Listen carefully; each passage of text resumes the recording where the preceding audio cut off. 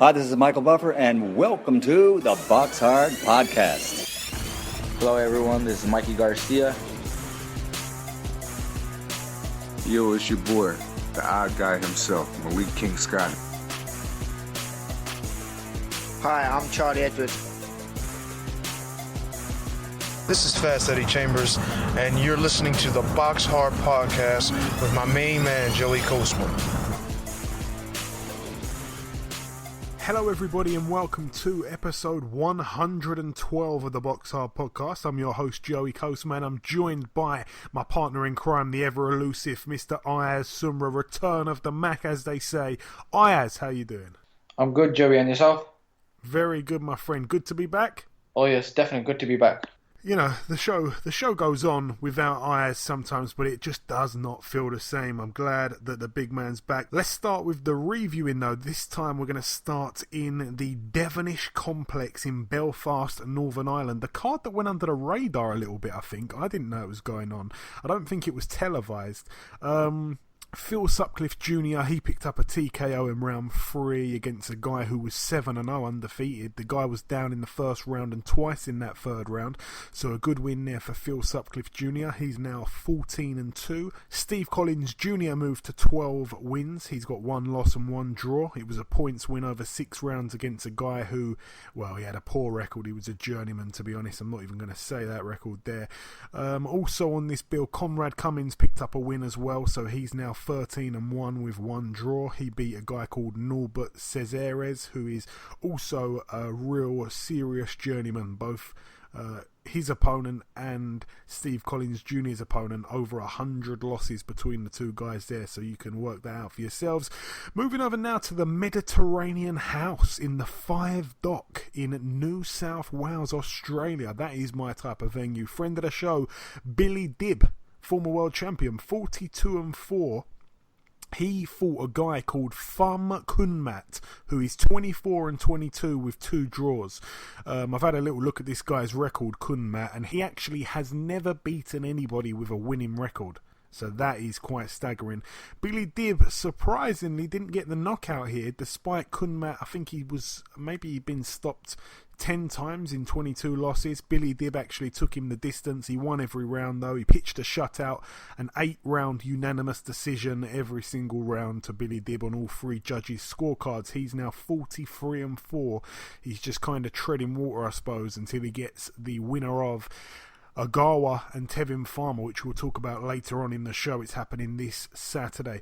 Right, moving over now to Germany. 1 fight on this bill to mention. Ashley Fearfane, 40-8 with 1 draw in his 50th pro contest against a guy called Pata Vardushvili, who is of Georgian descent. I think he's from Georgia. Anyway, both guys quite interestingly, I suppose is the right word, fought for the German international super welterweight title. It was on the line. It was vacant as well. A retirement in round 7 for Vardushvili. So Ashley Fearfane, he's the new German international super welterweight champion in his 50th fight. He's now 41-8 with 1 draw.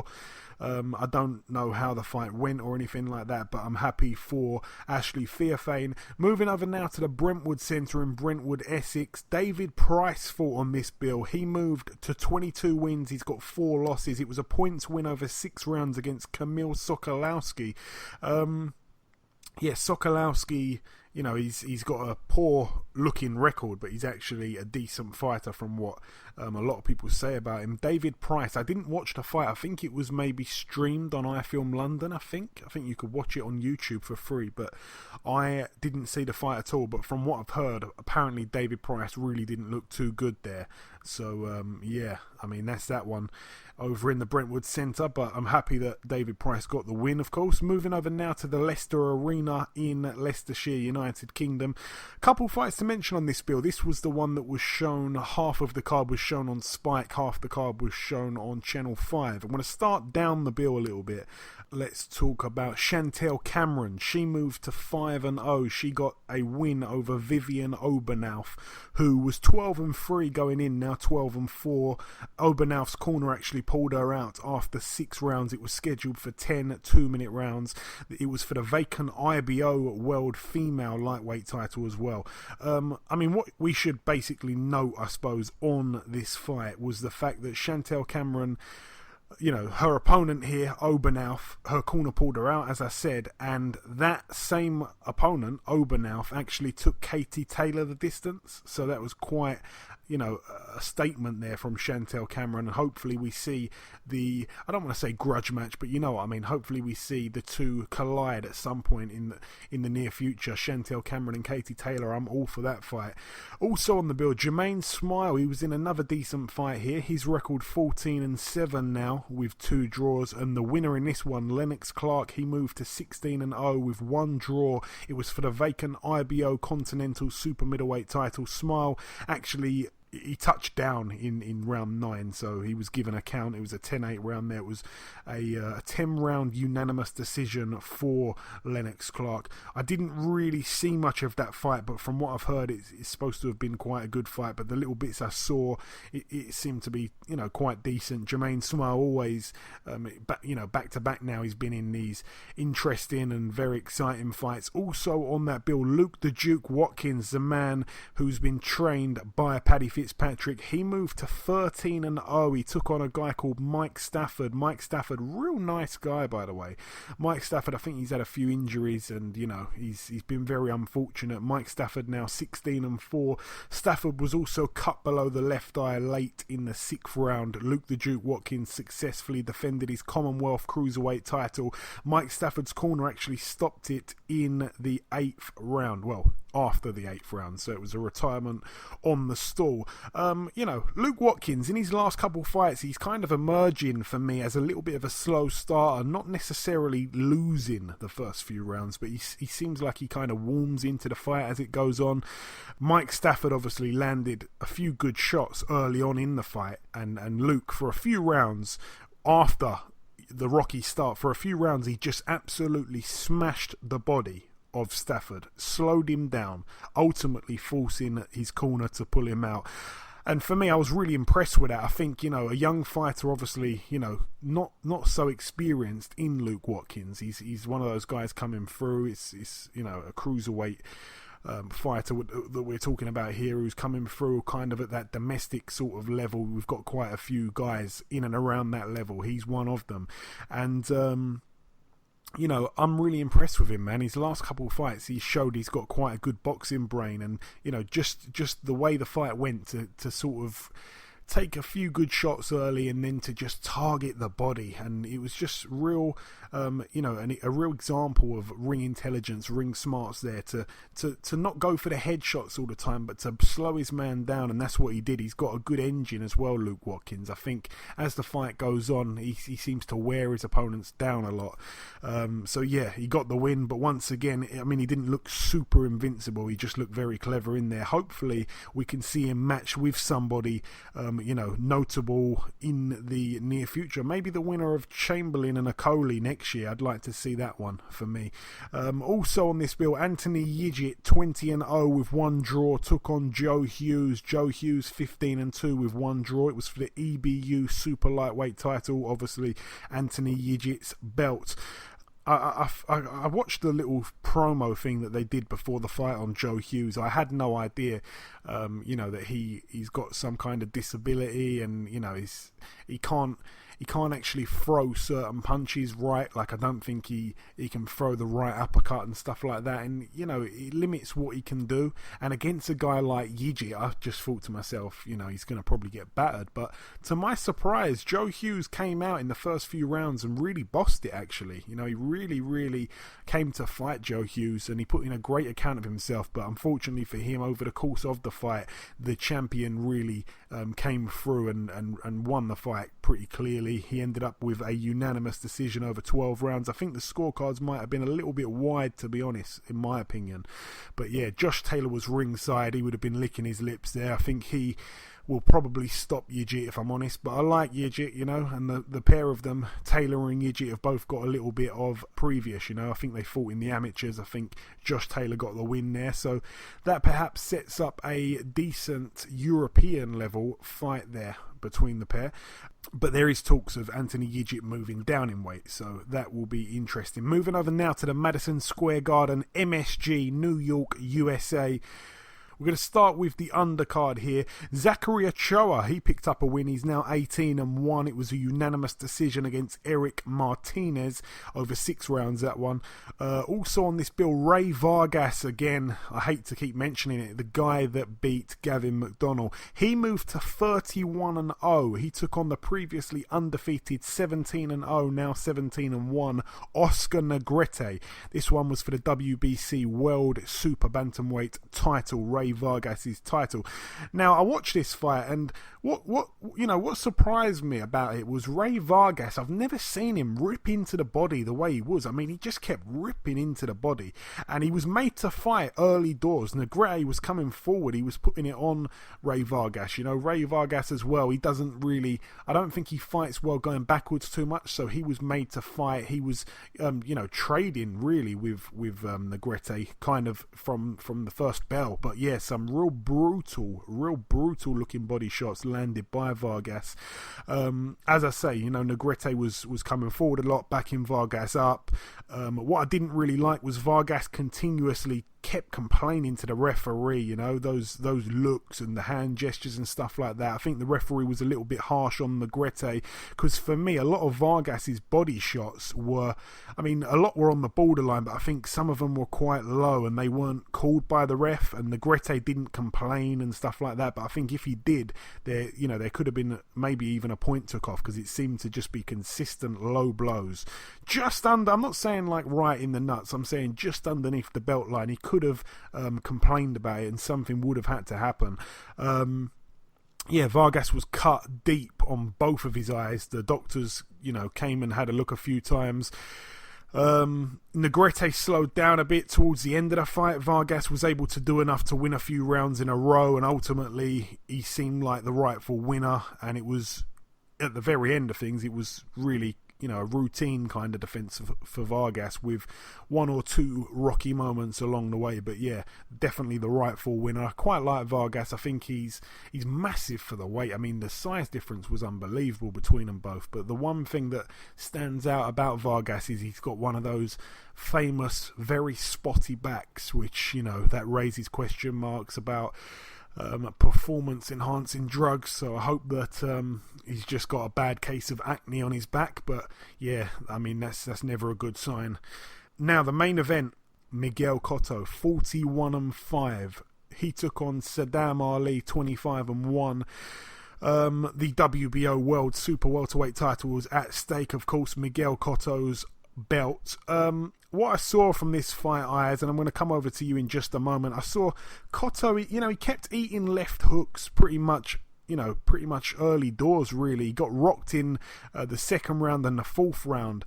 And I tweeted on Twitter, I think maybe a day before or whatever, I tweeted on Twitter that when Mayweather briefly retired on the Berto fight, it was very anticlimactic, and this fight kind of felt a little bit the same.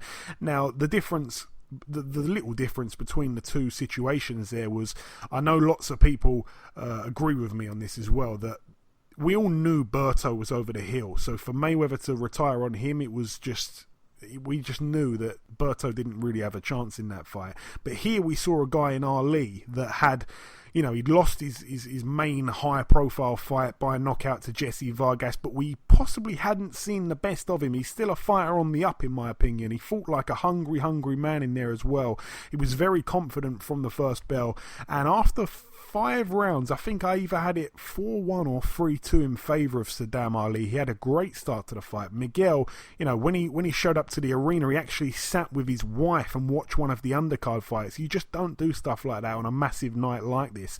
I think he, you know, overlooked Ali, underestimated him, and Ali got rocked in the 6th round as well. I mean, he didn't really appear to lose his legs like Cotto did both times when Cotto was clocked with a big shot. But at that point, it seemed like, you know, Cotto had warmed into the fight. The middle rounds were quite good rounds for Cotto, and And Ali was really second best to everything for a few moments in that fight. Ali kept allowing Cotto to get off first every time. He kept waiting for him to come in, but he wasn't really countering with anything.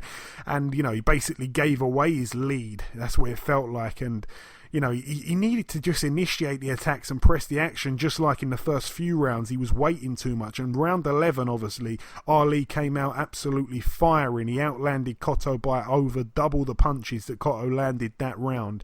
And, Cotto slowed down, obviously, in the last couple rounds. He gassed a bit. I felt the fight was pretty close. I didn't really want there to be any wide cards or any controversy. But I thought to myself, in reality, I thought that Saddam Ali probably just nicked it. I think I had it 7-5 to Ali after the fight, but I was happy to see no controversy and the right man got the decision for me. What did you make of that one, Ayaz? What can I say? First of all, before the fight even started, I said to a lot of my friends and a lot of people, I said, I'll tell you one thing, I'm going to go for a Miguel Cotto win. He's fighting in his favourite place, New York City, Madison Square Garden. What can I say? Saddam Ali, wow, well done to him, first of all, winning the WBO light middleweight title. He boxed very, very, very well on the night. He hurt Miguel Cotto a couple of times as well. With that, he gave him the left hooks, the right hands, and that. And obviously, Saddam Ali performed very good on the night. Now that he's won the world title, he's mandatory to fight Liam Smith for the Liam Smith. So, in my opinion, he's going to fight Liam Smith next. But this fight, he did very good. Like I said, I wrote Saddam Ali off. I didn't think he's going to win it, but he did it. Well done to him. Yeah, I think we all wrote him off, to be completely honest, mate. I mean, we asked the listeners on Twitter, we asked ourselves, our listeners went with Cotto by knockout. Me and you, Ayaz, went with Cotto to win by points, and we weren't too far away, I suppose, with the points thing. But yeah, at no point in that fight did he look like he was going to knock Saddam Ali out. And Saddam Ali showed up on the biggest night of his career, so I made up for him. But yeah, the Liam Smith fight, I think that's possibly a fight that Frank Warren could put the money up and get over here. I think that's a very big possibility that Saddam Ali in his first defence may be defending possibly in the Echo Arena, or that would be the right place to have it, but you never know, it could be a copper box show. And I probably favour Saddam Ali over Liam Smith. I think Saddam Ali's got great legs. I think he moves really well. I don't think that Liam Smith's too great with people that can move well. That's just my little insight on the way I look at things with that fight. But no, I think it should be a good fight, man. It really should be. Hopefully it happens in the UK. It'd be good to get Saddam Ali over here, and I'd like to see Liam Smith regain a world title. But that wraps up the reviewing. We've gone through that as quick as possible. It's now time to welcome, just before we close out part one, it's time to welcome our first guest. Ladies and gentlemen, please welcome the current WBO European champion and also the WBO Inter-Continental champion. It's, of course, the Beast, Mr. Anthony Yarde. Anthony, welcome back on the show. How are you, bro? All good, my man, you? Yeah, fantastic, man. Excellent. Right, so Anthony, we last spoke in July, just after your win over Richard Barangyi. Obviously, since then, you fought just the once. You defeated Norbert Nemasapati back in September, a fight I was ringside for. Now, once again, I'd just like to remind the listeners that, Nemasapati was obviously a guy that Callum Smith fought in his 21st fight. Anthony Durrell fought him in his 32nd fight. You fought him in your 13th fight, and you got rid of him in 3 rounds. Both Callum Smith and Anthony Durrell both took 6 rounds to dispatch of him. You got him done in half the time they did. I know you don't like to really be compared too much, Anthony, but deep down you must have thought to yourself, yeah, baby. No, not really, because again, I'm in my own little bubble. So where I hear all these other names and they're saying to me, this guy has done this to this person, or this is what this person did, I'm just focused on myself and my own journey. So if I was thinking about that, I might not have done it in the 3rd round. That's sometimes how it works. Sometimes when you overthink things or you try and do something too much, it don't work out. It's like my opponent coming up has never been knocked out. My opponent, Nikola Sjekloca, he'd never been knocked out before, and he's only lost 4 times. And the only people he's lost to again was Callum Smith. He went 12 rounds with Callum Smith, 12 12 rounds with everyone else, basically.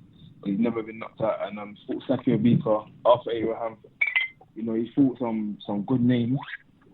And again, he's never been knocked out. So his last fight, he had a draw with the current EBU champion. EBU European champion. So again, I'm not going out there saying I need to make a statement about knocking him out. I'm going to go out there, do my thing. As you all know, knockouts at this stage of my career is my thing. So yeah, I'm going to be trying to get a knockout, but I'm not going to be listening to it. Yeah, of course. But since your last fight, obviously you had a little bit of a situation where you were ordered by the board to fight Hosea Burton. And I remember at the time, Eddie Hearn did an interview and he said, I bet you any money tomorrow Anthony Yarde will pull out of that fight. And Eddie Hearn was right about that, and it made you look a little bit bad because he kind of predicted what was going to happen. But of course, it wasn't for the reasons that Eddie Hearn made it out to be. You know, there was, people were trying to say that you were kind of running scared of Hosea Burton. We know that's not the case. What was your side of the story on that, Anthony? Well, basically, Eddie Hearn needs a businessman, isn't it? If he wants to make someone look bad, he can, because he knows the ins and outs of the game. He's a top promoter. So Hosea Burton's his fighter. And what the real story about this situation is the guy, I forgot his name, I think it's Gallagher, I forgot his name, the guy that trained Hosea Burton, he put that to the board because the fight was building up between me and Buglioni. And Hosea Burton felt like he was being left out. They went to the board and said, we feel as if there should be a final eliminator between Anthony Yarde and Hosea Burton, a guy that Buglioni recently knocked out. We think there should be a final eliminator. So again, I was like, cool, let's get this popping. But then when I spoke to Frank Buglioni and Tony Ajayi, they made more sense of it. Like, for me, they said it don't work like that. They said, really and truly, the Buglioni fight, again, that's us. Like, it's good to pick up a British title. That's why it makes sense. But at the end of the day, that's not the direction we're going. We're going towards a world title, and we're on path. And then they showed me all the statistics, showed me my ranking compared to theirs, and all these other things, all these other facts. And it made sense to me. I said, it's true. Me stopping a fight for pride or having a domestic fight at this level, which, in my opinion, won't elevate me any quicker than I'm going already. After I fight Sjekloca, I think I'll be 5 with the WBO, and I'll have a top 10 ranking with more world ranking sanctioning body. So again, that's why sometimes you gotta let go of your ego and trust in the knowledge of the people around you. Eddie Hearn on the other hand, if he was my promoter on the other hand, not sure if he will go the same route, but business-wise and sense-wise, my decision makes sense. If Hosea Burton had something to bring to the table, then we would have made that fight happen in a split second. When Buglioni called out my name, we wasn't even looking at Buglioni. We asked to fight him in my 7th or 8th fight. He turned it down, and then the public put pressure on Buglioni to say fight Anthony Yarde. I think it was after I fought Chris Hobbs. And then he got put on his social media after I fought Ricky Summers. I think the post is still about somewhere. I have no problem dealing with Anthony Yarde. So again, he brought up this whole thing of Anthony Yarde and Buglioni, and then tried to fob me off. So again, it's promoters, isn't it? Promoter promotes both Buglioni and Hosea Burton. To me, it makes sense for me to fight. Why would I be scared of fighting Hosea Burton when I'm looking to fight the guy that knocked him out? It don't make sense. It's about ranking in boxing. Of course. So your next fight is this Saturday, as you mentioned, at the Copper Box, which in many ways, Anthony, has really become your new home. Your last few fights have been there. It's not too far from, where you reside. Is that your favourite venue now, Anthony?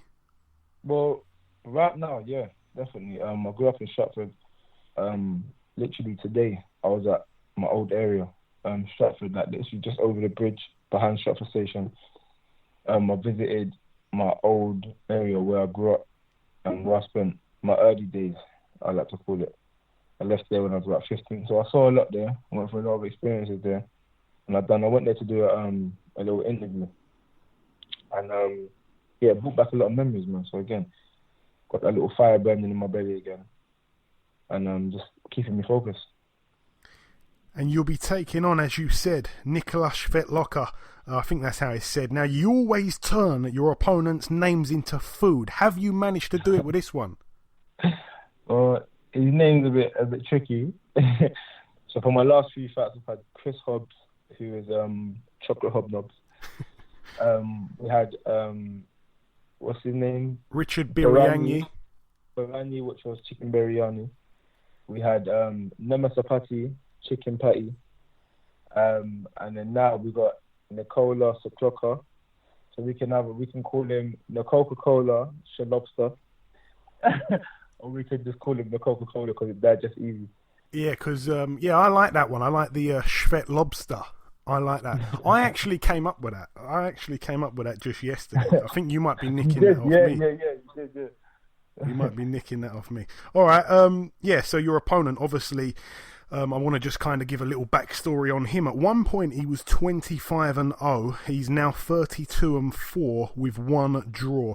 He's never been knocked out, as you said. He lost on points to Callum Smith, world champion Tyrone Zoiga, former world champion Arthur Abraham, former world champion Sakio Bika. All of those guys, of course, they've been world champions. And the other guy, Callum Smith, many feel that he's going to become a world champion. So this guy's no mug. In his most recent fight, he got a split draw against Robert Stieglitz, who once again is another solid fighter, another former world champion. It was for the European title as well. And what I want to say, Anthony, is obviously originally a lot of people were quite unhappy with this fight being made. But when you look at his record, this is your toughest opponent by a country mile. He's mixed it at a higher level than you.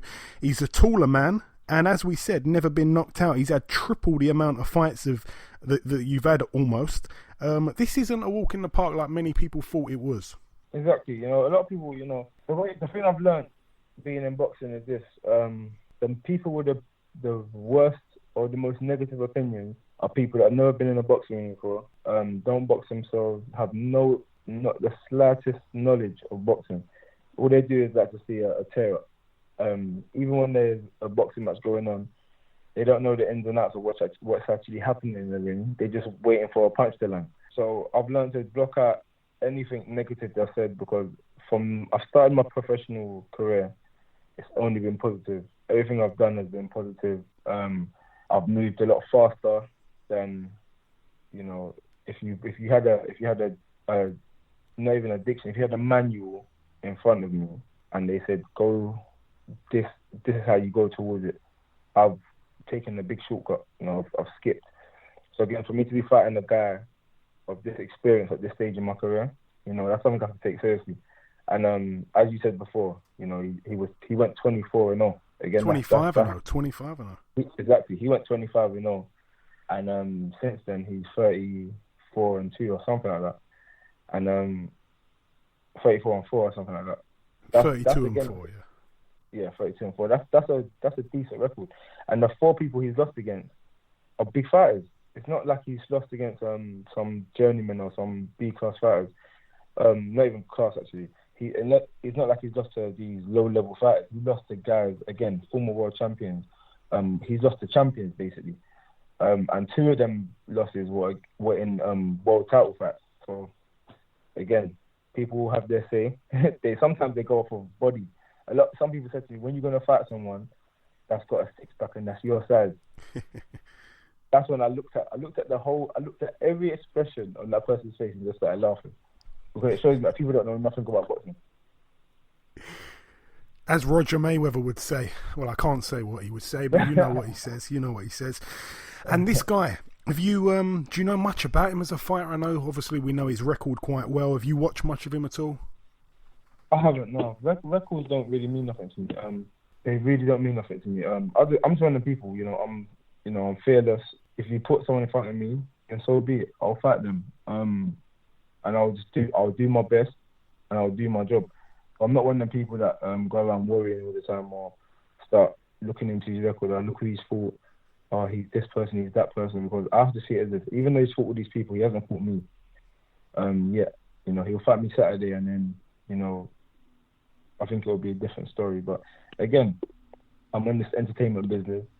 The sport of boxing is an entertainment business, and at this stage in my career, I'm 13-0, soon to be 14-0, and people like knockouts. So again, if the opportunity presents itself, if they make a mistake, they have to pay. And like you said earlier, you know, you don't really like being compared to other fighters, but there must be something inside of you that does want to become the first man to stop this guy. Obviously, to do something that all those other, let's be honest, world-level fighters couldn't do. Oh, most definitely. Most definitely. I do want to stop him. I've wanted to stop all of my opponents, like, so far. As I said to you before, at this stage in my career, it's about entertainment. And people like knockouts. I like knockouts as well. And, I feel like that's the best way to end the fight.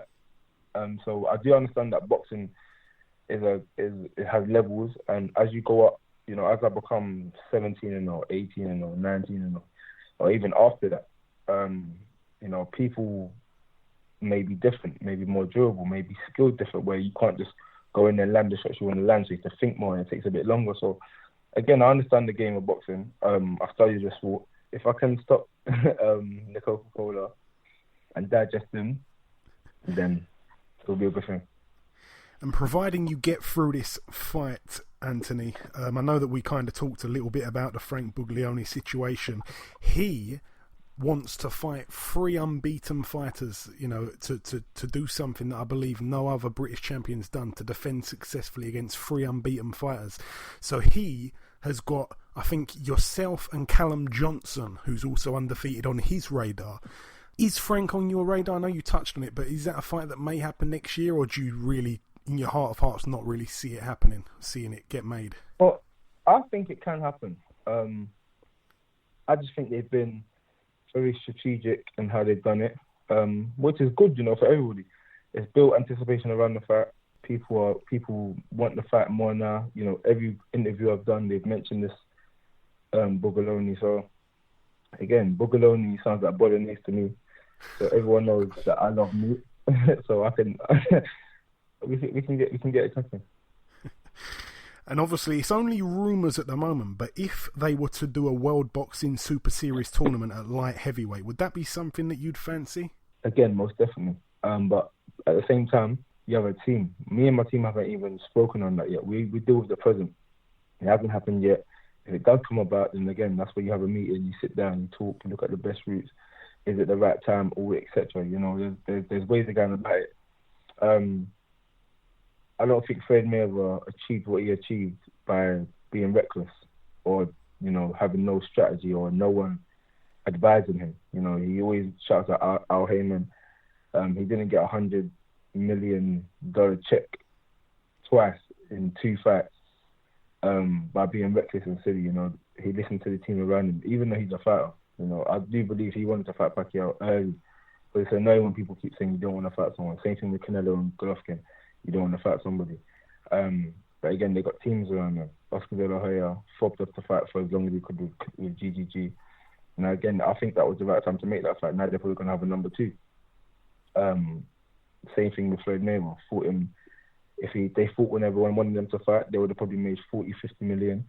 He ended up making 250 million. So again, you know, people, average earners or people in just normal positions won't understand it. Same as myself, you know, because I'm new to the game as well. I'm like, well, let's fight. But again, there's a bigger picture to it. You know, if you're a bit more strategic and you play chess, you know, you maximize your profits, you maximize, you know, the outcome. You know, everyone does. Everyone maximizes. Again, the fans finally get to see it. It's more anticipation. It's more exciting looking. You wait so long to see it, etc. Yeah, I totally agree.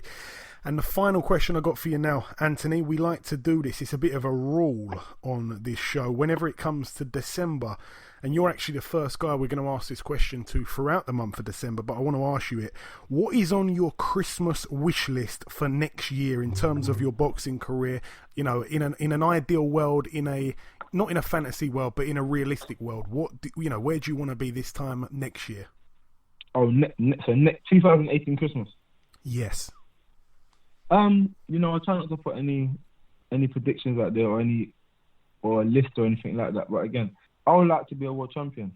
If I can become a world champion by 2018, so that will be 3 years I've been a professional with 12 amateur fights and however many pro fights it will be at that stage.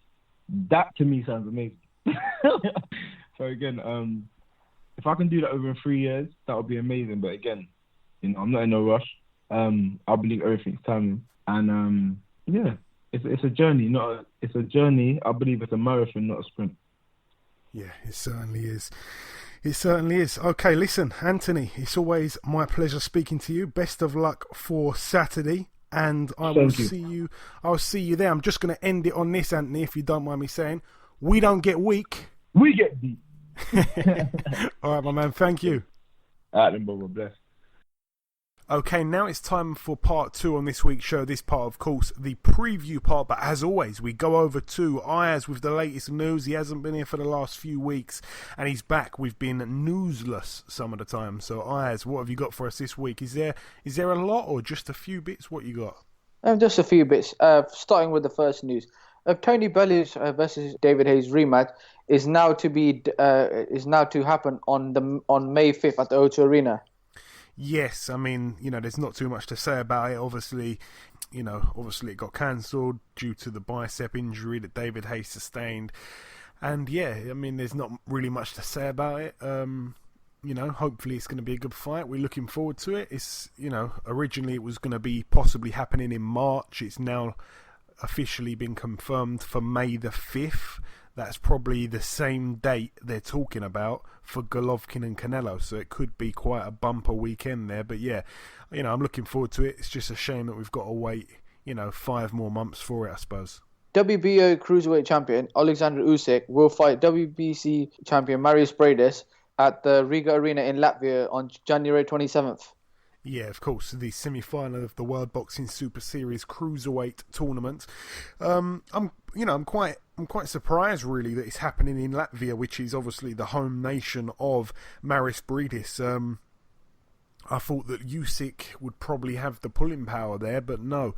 I like the way that they're doing this tournament. Anyway, I've said it quite a few times now. So yeah, it's just another brilliant fight that we're all looking forward to. It's great that it's happening in the first month of the new calendar year, and there's a lot of good fights to look forward to in 2018, and hopefully it's just as good, if not better, than 2017. But it's got it's going to take quite a lot to outdo this year for sure. And finally, on February 24th, 2018, Saul Rungvisai will face Juan Francisco Estrada for the WBC Super Flyweight title on the Super Flyweight 2 card. Yeah, obviously that's the one that they're talking about possibly getting Cal Yafai on. It's a brilliant fight. Everybody's really hyped for that. Obviously, Saul Rungvisai or whatever name you want to call him, he's got a couple of names. He is, arguably, you could probably say fighter of the year, and I know that we're going to probably talk about our fighters of the year, in a couple of weeks, Ayaz. But yeah, I definitely think he certainly deserves a shout. He's certainly a contender for that. But yeah, no, that's going to be a great fight. Yet again, another fantastic fight that we've got to look forward to in the new year. That's it for the news, yeah, Ayaz? That's it for the news. Okay, thank you, Ayaz. Right, moving over now to the preview part of the show. We're going to move over to Romania. It's happening this Friday. There's a fighter called Bogdan Dinu. He's an unbeaten pro, 17-0. In the amateurs, he got stopped by Hellenius in the first round. I think that was at the European Championships, but it was quite a while ago now. And also, he actually got caught shoplifting in his amateur career, and he was banned for life. I think that was quite a few years back now, but yeah, in his younger days. But anyway, as a pro, he's 17-0. I didn't even really know he turned pro. I don't know how long he's been a pro, but yeah, he hasn't really made a big impact. But anyways, he's fighting a man that we know pretty well, I suppose, Marcelo Luis Nascimento. That's the Brazilian I don't really want to say journeyman, but he's 18-15. I remember Eddie Chambers fought this guy, went the distance with him. I think it was an 8-rounder that night. This one is for the vacant WBA Continental Heavyweight title, and it's an 8-rounder as well. So, yeah, just thought we'd throw that one out. That's a bit of a wild card, that one. Moving over now to the United States at the Hialeah Park Racing and Casino. This one's going to be on USA Fox Sports 1. One fight to mention on this bill, it's a little bit controversial, I suppose. The return of Luis Ortiz, King Kong. He's back in the ring this Friday. His record 27-0, and he takes on Daniel Martz, who's 16-5 with one draw. Daniel Martz recently got stopped in the second round against Brian Jennings, a man that Luis Ortiz, of course, beat. So, I think, this should be quite an easy fight, really. In some ways, it's a bit of a step backwards, and I don't quite know why. But yeah, it's a 10-rounder, so Luis Ortiz will probably smash the living daylights out of Daniel Martz. Moving over now to Russia, there's a funny fight happening over there. Fedor Chudanov, former world champion, 15-2. He fights for the vacant WBA International Super Middleweight title against a guy called Ryan Ford. He's 14-0. That's the former, I don't want to say former because they never actually fought, but he was supposed to fight Anthony Yarde a couple of fights back, and he pulled out the fight. He's from Canada, this guy, Ryan Ford, and he's in there against Fedor Chudanov, so that should be a decent fight. But, as I say, obviously Anthony Yarde being a light heavyweight, so yeah, it seems like Ryan Ford's maybe gone down in weight or something like that. So, all the very best to both men over in Russia there. Moving over to Switzerland, there's a funny fight to mention once again. This weekend's littered with strange fights. Arnold the Cobra, the man that fought David Haye in his comeback, his record 30-1. Of course, that one loss to David Haye. I think he's had one fight since then. He knocked a guy out, I'm sure.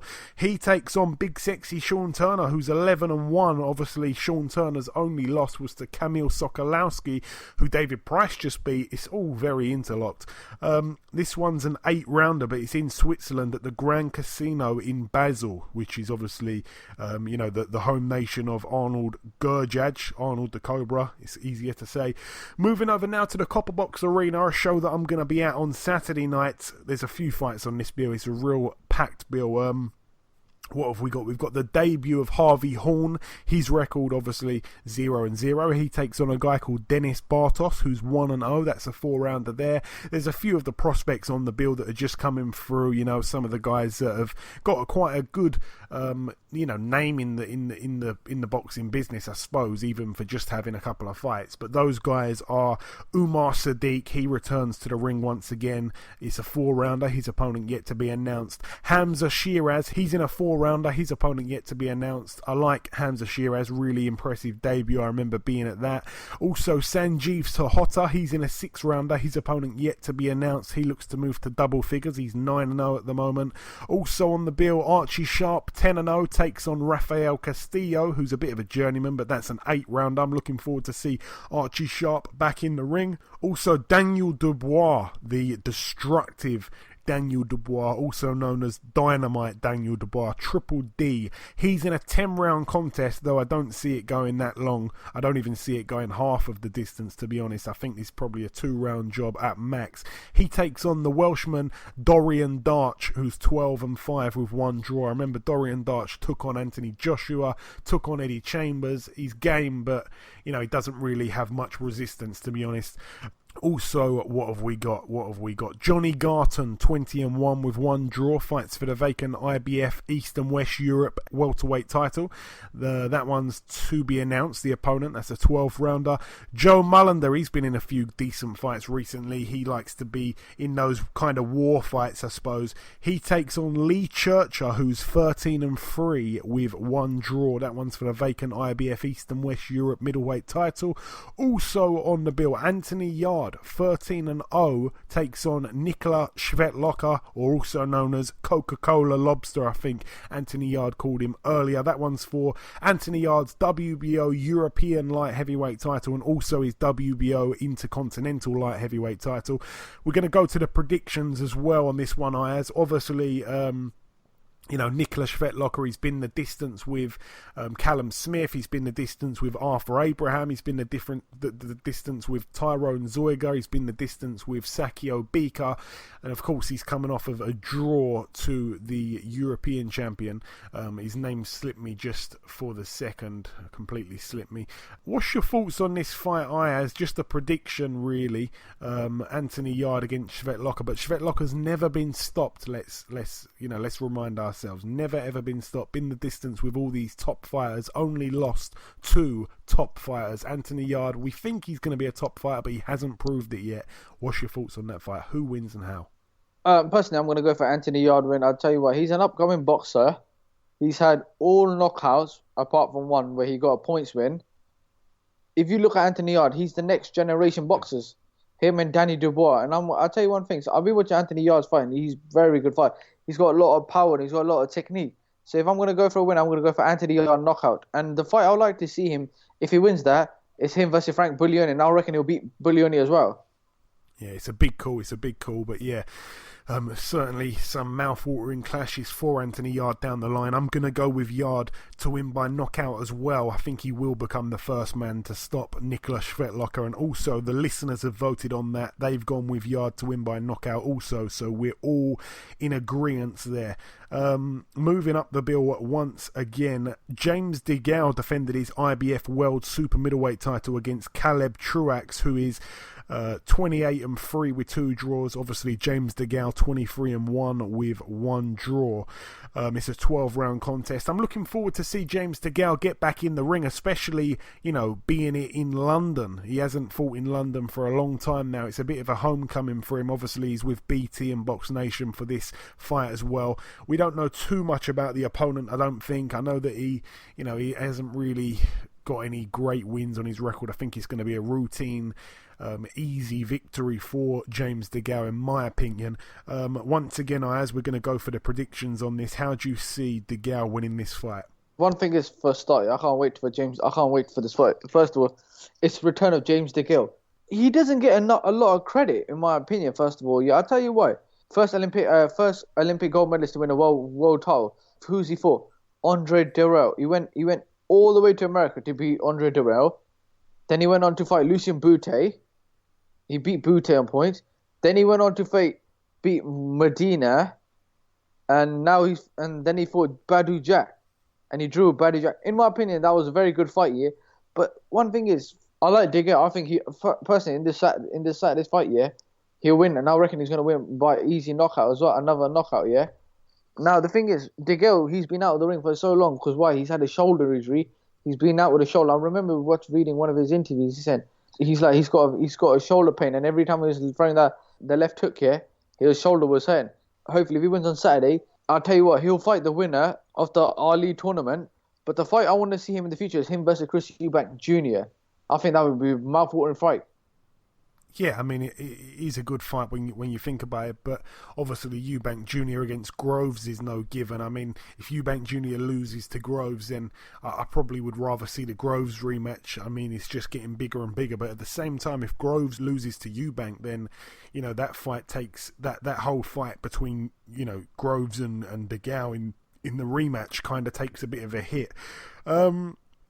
I'm going to go with DeGale by knockout, and our listeners have also gone with DeGale by knockout. So far, we're all in agreement with each other, so that's a good thing, I suppose. It seems like we all think we know what we're talking about. Let's hopefully all be right. And I don't really know if it's the main event, but, top of the bill, I suppose, in some ways. Lee Selby, 25-1, defending his IBF World Featherweight title against Eduardo Ramirez. Eduardo Ramirez never been stopped, 20-0 with 3 draws, an unbeaten Mexican, a guy that we don't really know too much about, in all honesty, but, he's a tough guy. It's another fight that we're going to predict on, Ayaz. How do you see that one playing out, Selby and Ramirez? I like Selby. I think he's a very talented fighter. I want him to see him in a big fight. Now, he deserves a big fight after this fight. We know that the next fight he's going to fight is most likely going to be Josh Warrington. I think Selby is a very technical boxer, but he doesn't have a lot of power in him, because if you look at his knockouts, he's only got 9 knockouts. So if I'm going to go for a win, I'm going to go for a Selby win, but on points. Yeah, I totally agree with you there, as I'm going with Selby on points as well. And also, the listeners have gone with the same thing. So all 3 fights, we're all together on the predictions. What I do want to point out also, the Anthony Yarde poll is really quite staggering. Even though this guy has never been stopped, 923 votes so far on the poll, and 91% went with Yarde by knockout. That is huge. Also, 5% went with Yarde on points. 1% went with Sjekloca on points, and 3% went with Sjekloca by knockout. I don't see that happening, but wow, it's unbelievable how many people think Yarde's going to win this by knockout. Yeah, I mean, you know, I think he's going to win the fight. And also, one other little quick fact I'm going to throw in there about Nikola Sjekloca. He actually won a fight once upon a time, Ayaz. I'm not even joking. He won a fight. It was outdoor, and he was fighting this other guy, and it started raining and really heavy, and they stopped the fight, and he actually got a win for that. He actually got a win because it rained. How about that? Stick that one in your fact file.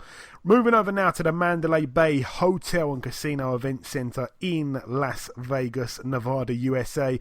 Another great card, this one. There's a few good fights on it. Denis Shafikov, 38-3 with 1 draw. He's in a 10-rounder against Rene Alvarado. That should be decent, I suppose. Orlando Salido tops the bill, though. 44-13 with 4 draws. He takes on Miguel Roman, who is having his 70th fight. His record 57-12. That's a bit of a Mexican bust up, that one. That should be quite good. I think that's going to be a tough fight for both guys, really.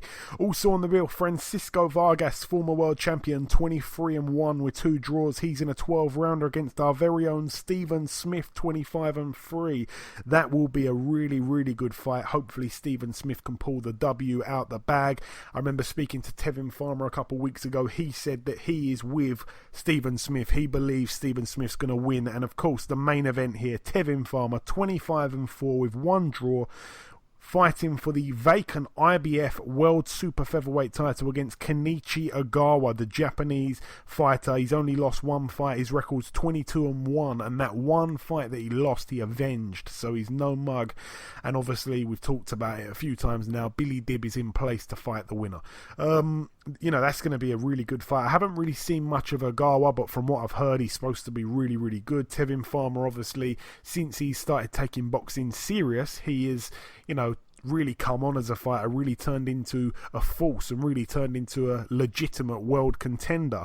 Obviously, we know about his outside of the ring troubles. He got shot in the hand recently. He couldn't even close his fist. He was telling me a couple of weeks ago for quite a while. So it's really kind of unknown what he's going to be like in a fight like this. He's going to definitely have to throw his hands a lot to win this fight, so it's going to be interesting about that. But yeah, for me, it's a tough ask really for Tevin Farmer, but I really, really, really hope he can get the victory. But yeah, it should be a real tough fight, this one. It's one that I'm really looking forward to. I think it's going to be on Sky Sports, if I'm not mistaken, so there's a lot to watch on TV this weekend. And now moving over to, that one's going to be on HBO, by the way, in the US. Moving over to the Madison Square Garden Theatre in New York, USA. This one, a top-ranked promotion on ESPN.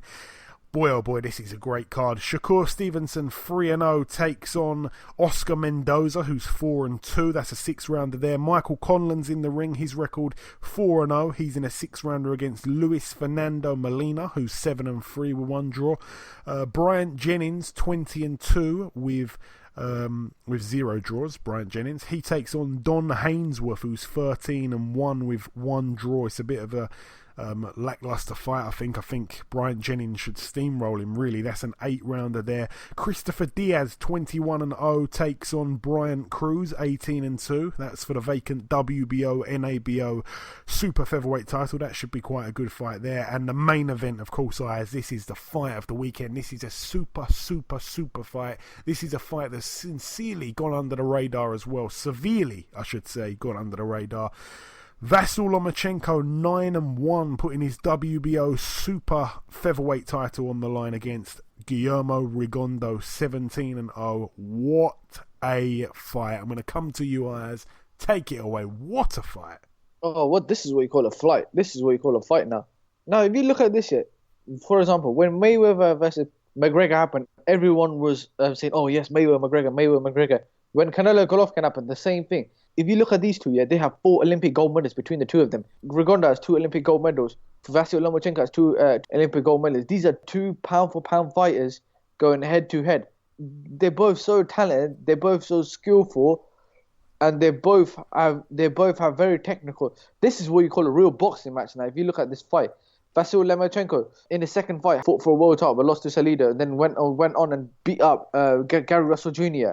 I feel sorry for Rigondeaux. The thing is, he's called out so many fights, but they all ducked him. Every single fight he's called out, he wanted to fight. Cramphampton, didn't happen. Scott Quick, didn't happen. Santa Cruz, didn't happen. Mares, didn't happen. And finally, he called out Lomachenko, and Lomachenko took the fight. This is going to be a very tough fight, yeah? At first, I said 50-50, yeah? But then I'm looking at yeah? Rigondeaux's moving up. I got a feeling the weight might be too big for him. So if I'm going to go for a winner, I'm going to go for Vasyl Lomachenko on points, but a very tight decision. But I do feel sorry for Rigondeaux, because the thing is, if Rigondeaux does do this fight, he loses his WBA title on top. So I'm still going to go for a Lomachenko win on points. Yeah, he's moving up to super feather, just under lightweight. But no, I understand what you're saying. He's moving up 2 weight classes here, Rigondeaux. And again, I feel sorry for him as well, because he's been calling out so many guys, literally 2 weight classes of world class fighters have ducked him, really. I mean, who wants to fight Rigondeaux? He's unfortunately been one of those guys in the Who Needs Him club. He's a guy that you will lose to almost surely, and you know there's no big reward for fighting him. You know, he's obviously, he doesn't speak English. He's not really the most marketable fighter. He's not marketable at all, to be honest. So he's had a few issues with the promotional side of things. Obviously, he linked up with Frank Warren for a little while. He came over and broke Jazza Dickens' jaw in a couple of rounds, and then since then he's just kind of, you know, he had that fight last time out, which he arguably could have got disqualified from. It's just not really gone great for him recently, and you know, he's had to move up 2 weight classes to do this, and you know, it's one of those things where he's taking a huge risk here. I'm sure that he would have been rewarded very well for it, but it's a big risk. If he loses this fight, it's going to impact his legacy big time, and it shouldn't do, because like you said, it's 2 pound for pound fighters facing off against each other. That's what it is. But this is such a fight which has got everybody divided on. Once again, not us, by the way. I've gone with Lomachenko on points, so have you, and also the listeners have gone with Lomachenko on points as well. But this is a fight which is just, it's really for the purists. This could be a fight which isn't that much action packed, or it can also be a real chess match. It can also be a really fun fight. I actually think it will be a fun fight. Just to mention anyway, Lomachenko to win on points was the most popular answer from the listeners, and second was Rigondeaux on points. So not many people going with a knockout. But what I will say, the one surprising thing is, the next thing to happen is Rigondeaux to win by knockout. So the listeners believe there's more chance of Rigondeaux getting the knockout over Lomachenko, which I find quite interesting, really. Lomachenko has obviously got the size. He's the taller guy. He's the bigger guy physically, naturally. I think he's probably the quicker. He's probably got the quicker punches, really. He's probably the faster fighter, the faster hands. I think he's got the speed on his side.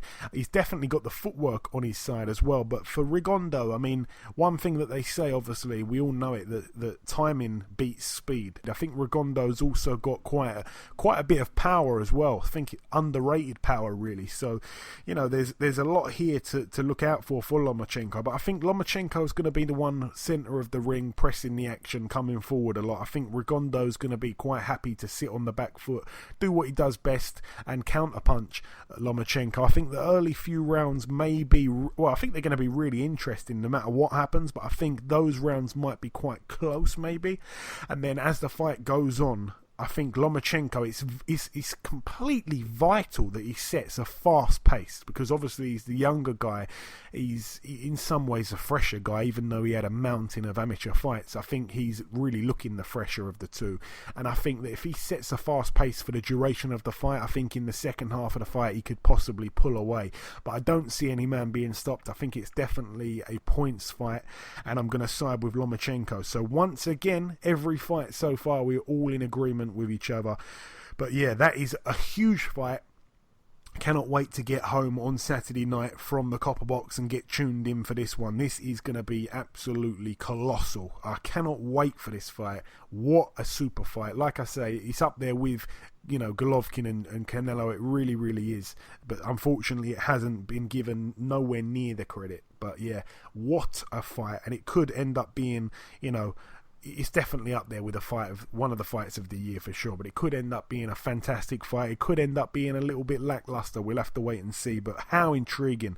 Anyways, moving over now to China. There's one fight to mention over here. The 6'6" southpaw undefeated heavyweight Zhilei Zhang, 18-0. He puts his WBO Oriental heavyweight title on the line against a guy called Herve Herbu, who's 28-2. So we thought we'd throw that out there. That one's happening in the Asia Games Stadium in China. Moving over now to next Wednesday, of course, it's one of those scenarios where we have to talk about the fights that that's going to be happening, and next week, by the time the show goes out, these fights would have already taken place. So we're going to talk about the fights that's happening next Wednesday, the 13th of December. We're going to start in the Outback in the Convention and Exhibition Centre in Brisbane, Queensland, Australia. Jeff Horn, 17-0 with one draw, puts his WBO World Welterweight title on the line against Gary Corcoran, our very own Gary Corcoran. Of course, this is the belt that Horn ripped away from Manny Pacquiao a few months ago. Gary Corcoran, obviously 17-1, that only one loss coming to Liam Williams. Gary Corcoran, he was fighting at a weight, we got to remember this, he was fighting at a weight which was 154, junior middleweight. He was fighting at that weight which really wasn't his weight, and he was a good fighter. He was unbeaten until he got in there against Liam Williams, who in my opinion is a future world champion. So he's moved down to 147. He's had a good fight at that weight. He's only had one fight at that weight recently, and yeah, here he goes against a world champion here, Jeff Horn, a man that some people say he chose the right night to beat Pacquiao, but he was very, very awkward. He's got really weird footwork. He steps in and steps out. He's got a bit of a herky-jerky style. I don't really want to talk too much about the tactics of this fight. I just think that Gary Corcoran's definitely got to rough him up, definitely got to get on the inside. I don't really want to see him standing and trading with Jeff Horn. I think Jeff Horn has got a bit of a snap in his shot. I think that, Jeff Horn, like I say, where he's so unpredictable and a bit herky-jerky, you don't really want to let him get into a rhythm, which I think Manny Pacquiao did let him do. So hopefully Gary Corcoran can go into that fight with the right game plan and pull off the win. I'm really, really hoping he can do that. He's a friend of the show, he's a friend of mine, and we are certainly behind him. But now we come to the predictions, Ayaz, where it might seem like we're not behind him entirely, but however, I am a loyal man. I'm sticking with Corcoran to win on points. Our listeners, by the way, have chose Horn to win this fight on points as well. But Ayaz, how do you see it? I'm going to go for a Horn win on points. Horn win on points. Okay, so the same as the listeners. Right, that's it for Australia. I don't think there's much else on the undercard there. In fact, there's one fight I'm going to mention. Alex Leapai. I haven't seen him for quite a while. I remember he lost to Malik Scott. That's the most recent fight I remember him being in. Anyway, Alex Leapai, 31-7 with 3 draws. He takes on Roger Izomritel, who is 12-6. That's an 8-rounder there. That's all really on the undercard. That one's going to be on ESPN in the USA. It's also going to be on Box Nation in the UK, of course. That one's going to be on Wednesday, but I'm not quite sure how it really works with the timing. I'm not sure. I think Australians are behind us maybe in time, so that might be like an afternoon show. Australia ahead of us. Okay, so if it's going to be like Wednesday night in Australia, it'll be Wednesday morning or Wednesday afternoon over here.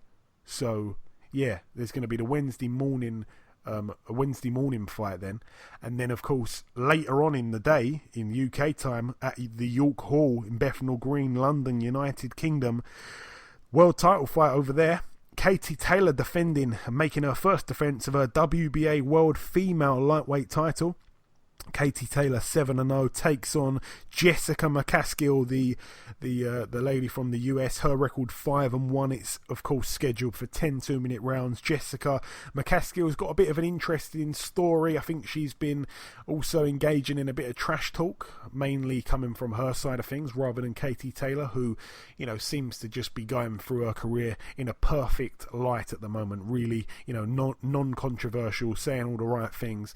One thing about Katie Taylor, what's up with her eyes? She always sounds, I don't want to be horrible here, but she always sounds like she's out of breath. Have you noticed that? I've never noticed that, to be honest. Oh man, every interview she always sounds like she's out of breath. It's mad. Like, even when she's not been fighting, like even at the press conference, she always kind of says what she says and then takes a big deep breath.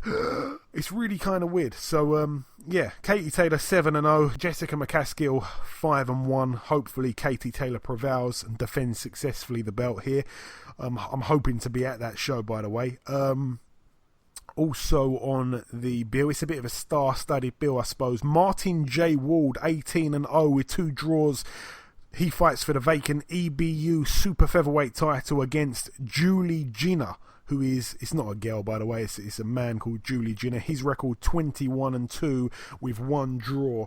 I don't know too much about Julie Jenner. I don't really know much about him, so I'm not going to sit here and pretend I do. But yeah, I mean, Martin J. Ward, I'm liking the fact that he's obviously, you know, stepping up. He's obviously won the British title outright now, I think. So it seems like he's relinquished that, and he's now gone on to fight for the EBU title, which is obviously, you know, a really good title. But one fight that we mentioned earlier on in the show, Orlando Salido, he's going to be fighting this weekend against Miguel Roman. Well, Julie Jenner lost to Miguel Roman. He was stopped by him, and I think one of his other losses may have come early on.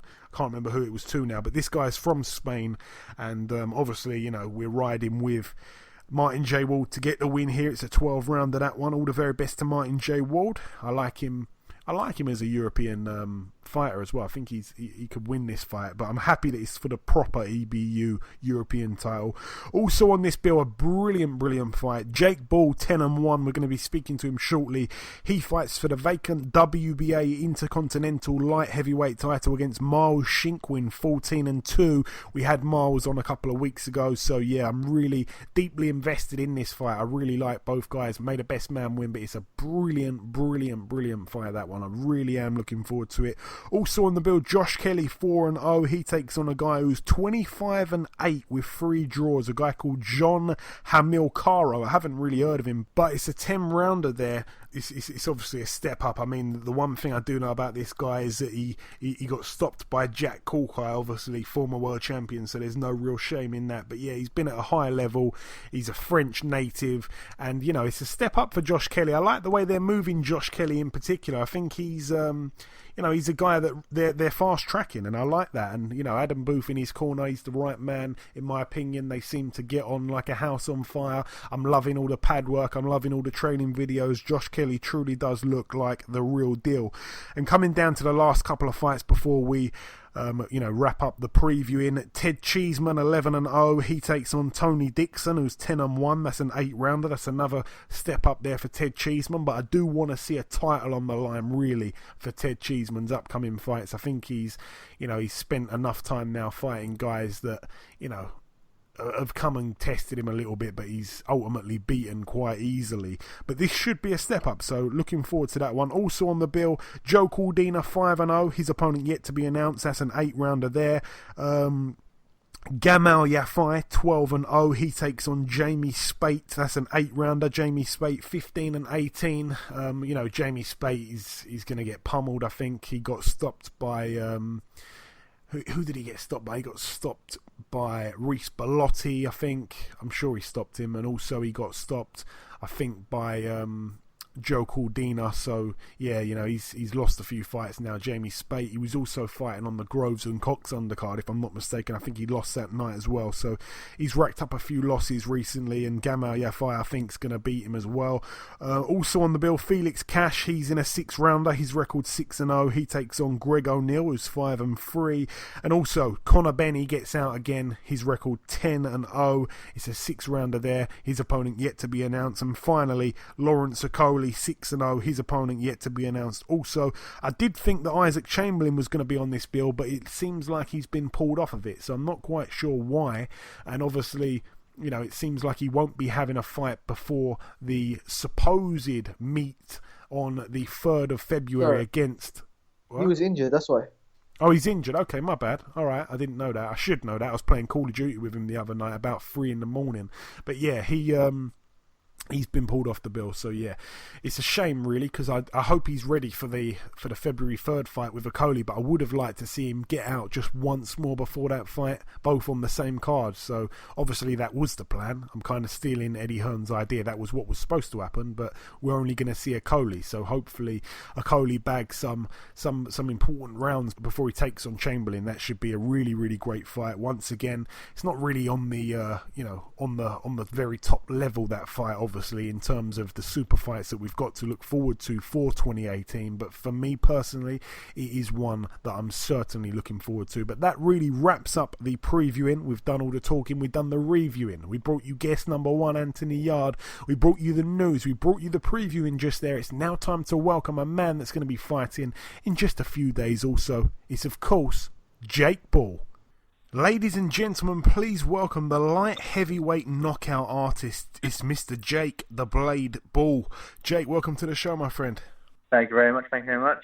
So, Jake, we last spoke in September, not too long ago. It was just after your last fight, a win against Joe Sheriff. Brilliant fight, that one. Obviously, your next fight will be next Wednesday at York Hall on the Katie Taylor undercard. One thing I'm happy about, above all, though, is the actual fact that a world title fight is coming to York Hall. Get in. Yeah, well, I think it's great. Well, listen, York Hall, absolutely amazing venue. I've boxed there 4 times as a pro. Absolutely love it. The atmosphere there is electric. I think it's great for the fans because the fans are right on top of the ring. But there's not a bad seat in the air. So yeah, it's going to be a great show. It's going to be a great show. I'm looking forward to it. Yeah, I certainly am also. And obviously you'll be facing Miles Shinkwin, another light heavyweight prospect, so to speak. Do you know much about him at all, Jake? Yeah, no, I don't really know much about Shinkwin. Obviously, he's a good opponent. I mean, 14-2, so can't knock him. He's coming there to win. So, but that's the sort of fights I want to be in. I want to be in sort of fights where obviously he wants that belt as much as I do. So, I think it's going to be another great York Hall fight. Yeah, you've been involved in a few of them, of course. Now, I spoke to Miles on this show a couple of weeks ago, and he told me that the 2 guys that he lost to, as you mentioned there, 14-2, obviously he lost to Hosea Burton. We know, he's a top fighter. He also lost to Joel McIntyre, maybe not so much, but he believed that both of those fighters that he lost to were better boxers than obviously the one fight that you lost, which was to JJ McDonough, in a fight where he actually admitted you kind of got caught cold. I think it wasn't like you were outmatched or anything like that. I think we all realised you were caught cold. I just really wanted to know if you look into things like that at all, or do you agree with that, or has he got it wrong? How do you see that?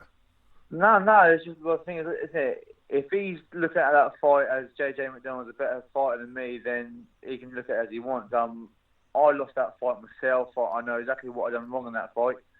But like that's in the past now. Obviously, I've come back strong.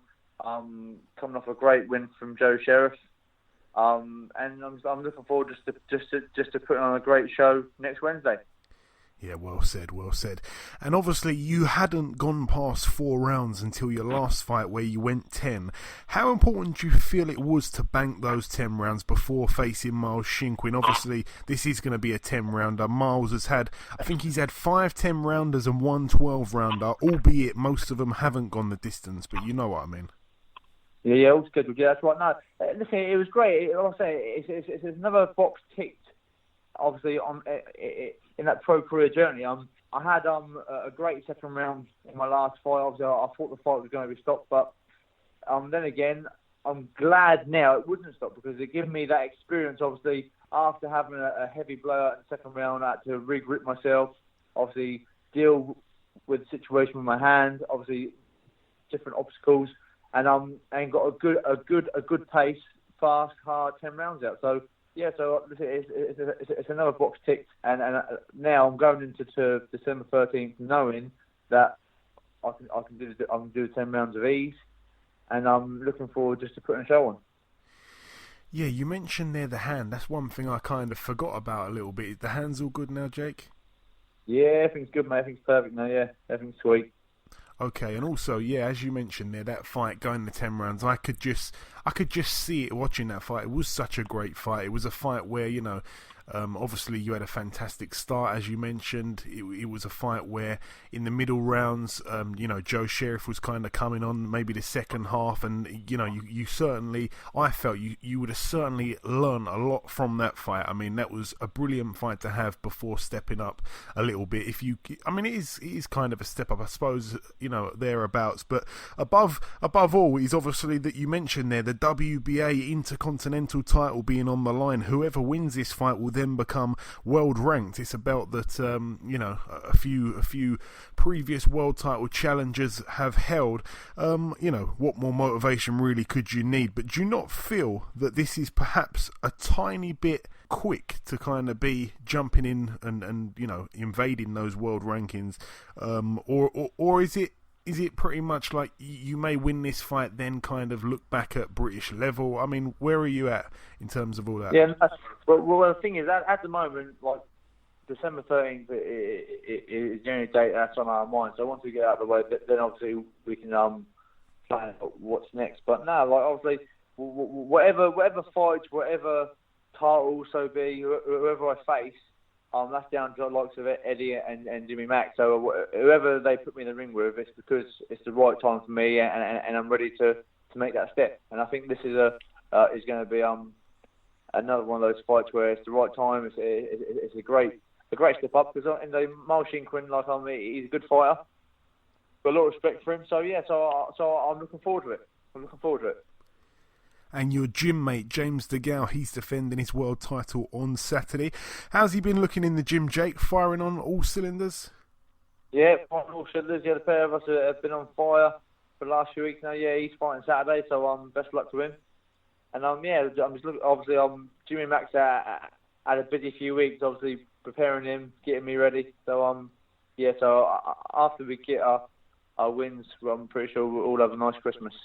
Absolutely. Jimmy Mack's a man that doesn't really need any time off, really. He's an unbelievable human being, someone that's, you know, very much involved in the game, not just mentally, but also physically. It really is an incredible thing. Also on Saturday night, a fight down at the lower weights. Jake, I don't know if you're, you know, too interested in it, really, but, you know, a lot of the boxing purists are mad about this one, Rigondeaux and Lomachenko. Yeah, have you got any opinion on that one?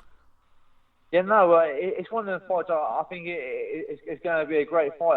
It's one of the fights where I think it's happening at the right time as well. I'm looking forward to it, and I believe it's going to be a great fight.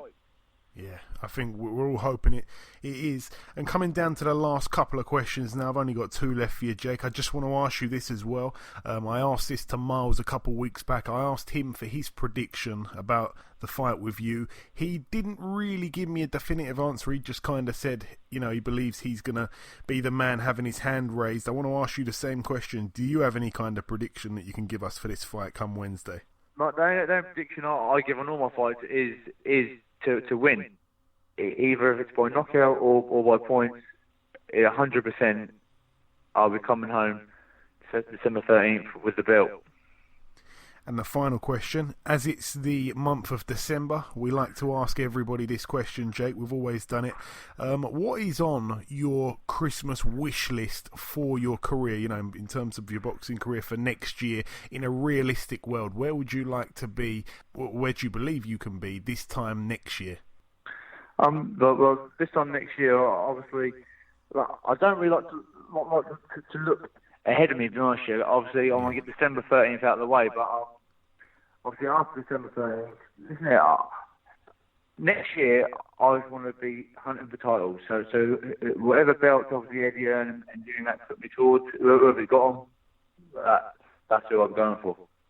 Okay, fair enough. Good answer there. All right, listen, Jake, it's always a pleasure, you know that. Best of luck for Wednesday. May the best man win, and I'm sure that we will speak again very soon. No, thank you, Joe, mate. It's a pleasure. Okay, and that wraps up episode 112 of the BoxHard Podcast. I've been your host, Joey Coastman. Ayaz Sumra has been Ayaz Sumra. Best of luck in their respective fights, and thank you to our two guests, Anthony Yarde and, of course, Mr. Jake Ball. Thank you, everybody, for listening once again. It always means a lot. The listeners are currently on 18 points in the Prediction League. Ayaz is on 16 and I'm on 14. Enjoy your weekends, people. There's lots of boxing, so I'm sure you will have a good one, and we'll see you next week.